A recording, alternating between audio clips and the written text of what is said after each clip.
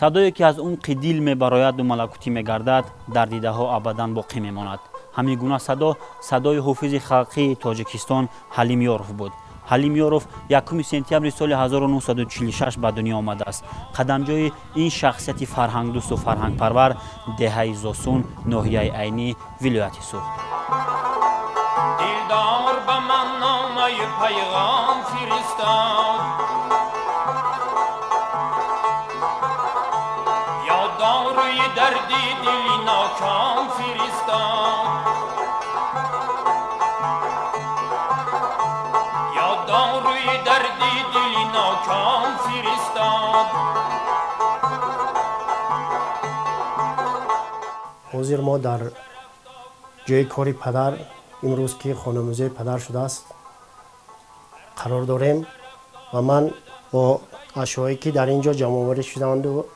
از پدر میراث مانده، یعنی کتاب‌های شاعران گذشته و شاعران کلاسیک بزرگ که دایر به این کتاب‌ها اشعار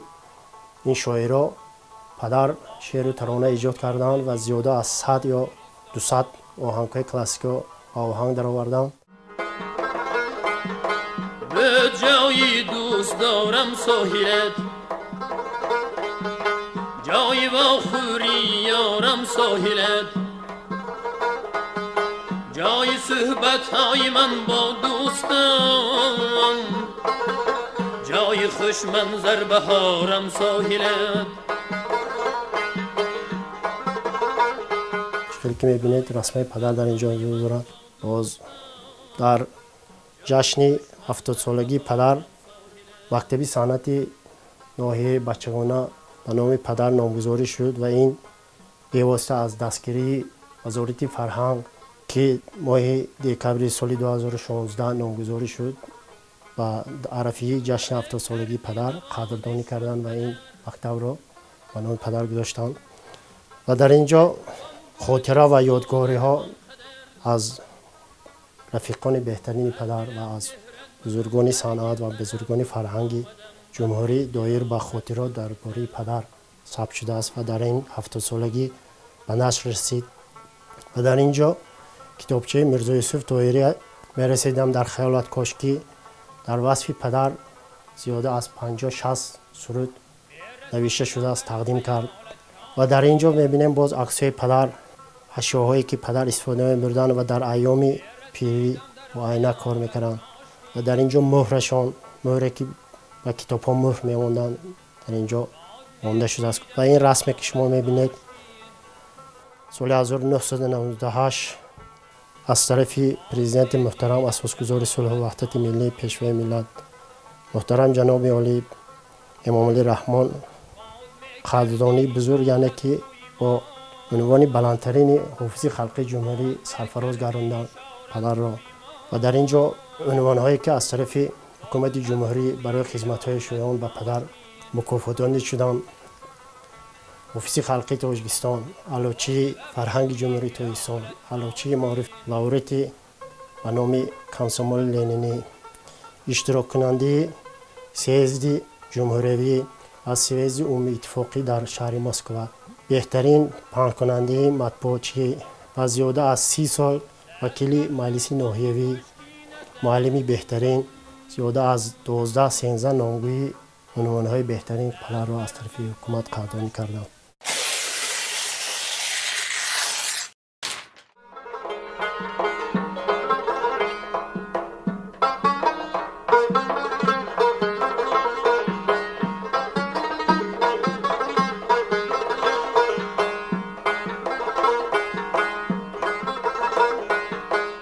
این تار یکی از اسباب‌های بهترینه که از پدر امروز به ما میراث مانده است. تار از شهر باکو خودشان شخصا سالهای 60 خریداری نمیدن از تاری بهترینه که تمام عمری خود را با همین تار ایجاد کردن و در جاده صنعت و مرتبه بلند با این اسباب موسیقی رسیدن و امروز یکی از بهترین میراثی که برای ما مانده است از پدر یادگار این تاری پدر است که با ما قیمت‌ترین چیز است. ای ندیمون قفس تازه بدم آمدن،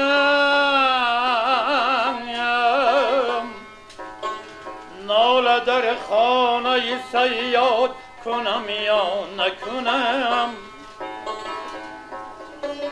ناله در خانه صیاد کنم یا نکنم من این دوتا که شما دیده ایستاده از پدرشان با پدرم همچون میراث گذاشته شد و امروز ما نیز این چیز را حفظ کرده ایستاده و همچون چیزی میراثی و با ما اومده رسیده است و امروز ما اون را نگاه می‌داریم و باید یک چیز را قید کرد که استاد اولین پدر من یعنی که پدرشان بابایم در خردی با همین اسباب با پدرم شعر و سرود می‌خواندند و آهنگ ایجاد می‌کردند و همین است که این دوتا را با پدرم تقدیم نمی‌دم.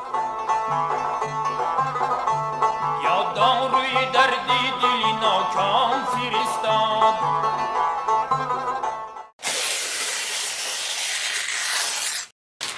شوهرم بسیار شوهری آیون و نمایان ارزنده بودن همه طرفه ارزنده بودن کودکا که معاملهشون نقد بود رفیق جورهاشون که دی خونه به ما آمدن معاملهشون نقد بود همین خیلی خصلت داشتن که اگر سر قواقتون گیره دیگه ناتوب میشدن کس همه وقت من درام خندیده با کودکا بازی وی کاره شنیده گفته همه خیلی وی آمد دادم مصلحتا بسیار قشلاقشون و آدماشون رفیقاشون که دی نغز معامله میکردن شاه گدا که دی برابر معامله میکردن این خیلی و جدایی نمیکردن ملت تلاشی نمیکردن خوکسار بودن پدرم بسیار آدمی خوکسار بودن مهربان بودن در این لحظه بسیار دشوار برای من هر هفته آش کرده هم میماید جمع کردن گردشون به جمع شده میشیشتیم ما گفتن که و سبزی گیر بیا من پورک نم ما گفتم که با میمون نه نبیره همه و اوش میتیم مکنی امروز اوش دیگ دم مکاره من گفتم کشید خونه شو فرستونه نه ما گفتن همینجا تکلیف کن دورم با اومده شنن نبیره هم همون من گردیم پر جمع کاره بچه های خورونده و یه طورشون نواخته رقص انداخته نبیره چه همه خیلی فخر میکردن که من 20 نبیره و 15 تا اویره دارم بینو میکردن نبیره هاشون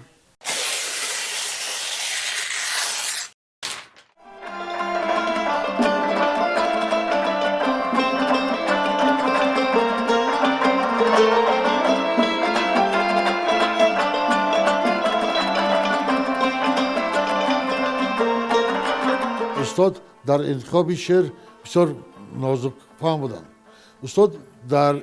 ادبیات دانی، ادبیات شناسی، شعر شناسی کسی کم اندر کم با او کس برابر شده بتوانست. برای اینکه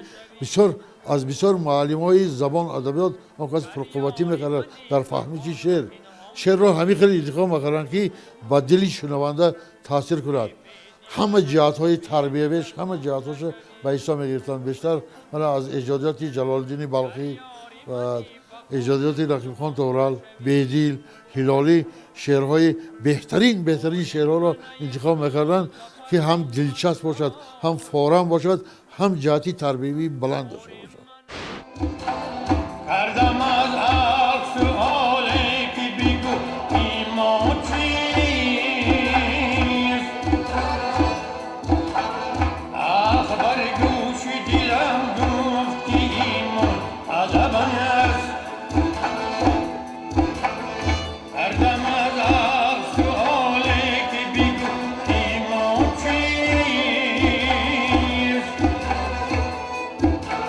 اخبار گوش دلم گفت که ایمان عذاب است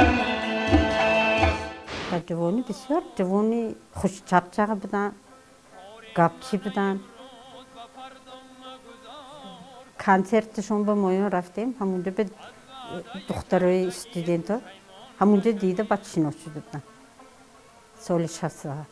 حقارت دشنام این خیلی نمیگفتن چه بگی میدونستن که من دیگه جا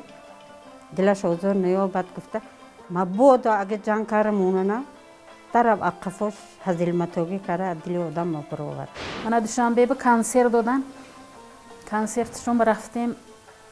من همی عبادی بلند خوندم. اونجا ما گفتن که ممکن نه رقص بروی تو اینجا. با همی عبادی بلند خوندم. من نتونستم شوهرم که برام در رقص کردیم. صحنه با دوشنبه با.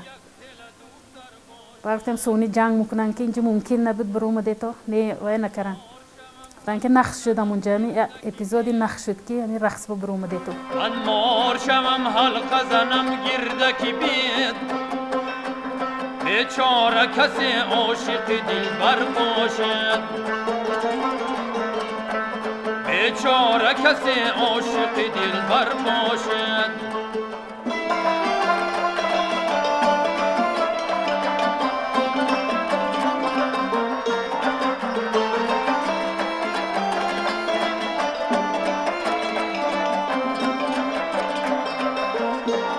بانیت خور رفتم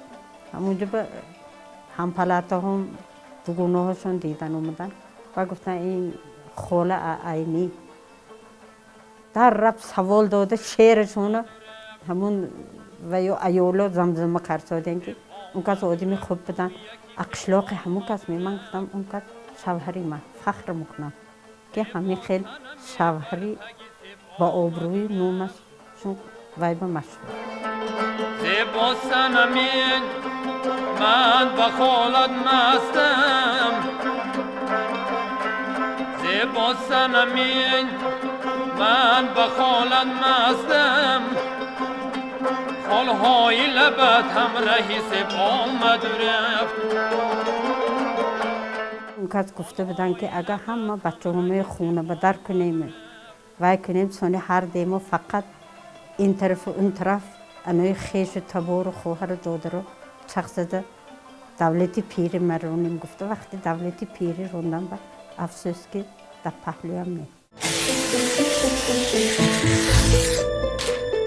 آنه که برای مردمش برای خلق و ملت خود خدمت میکند حتما که نامش نگ میماند و خاطراتش از یادها با یادها ابدی است. حلیم یاروف از جمله انا همین شخصیت هایی بود که خاطراتش در یادهاست و سرودهایش جاودانه.